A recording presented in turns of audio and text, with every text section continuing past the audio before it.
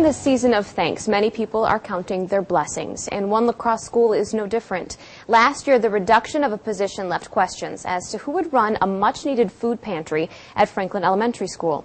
In tonight's Assignment Education Report, we'll tell you how some creative thinking and community support is giving teachers, students, and parents at Franklin one more thing to be thankful for.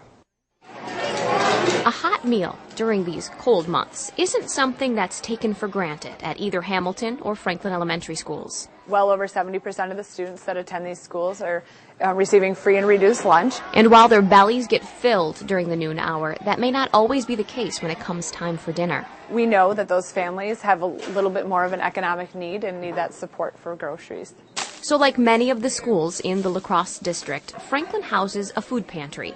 But staffing cuts left the new principal of the school asking for help. In the past, we had a AmeriCorps member that would coordinate and run our food pantry. And this year, we had a reduction in our AmeriCorps members.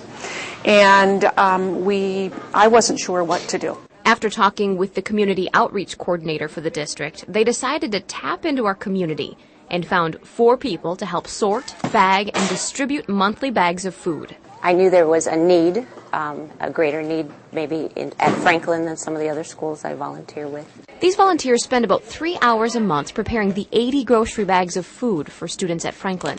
And while the volunteers are packaging a tangible gift to help fill tummies, they're also giving the intangible gift of time so teachers can focus on filling minds instead of bags. When kids are hungry, their ability to focus on their instruction, on the instruction that we give them, is very limited. And the fact that we can address that need and ensure that our kids are ready to learn is just a tremendous gift. Oh, it feels great to be able to contribute to just the basic needs of a student, making them ready to learn and preparing them for the learning day.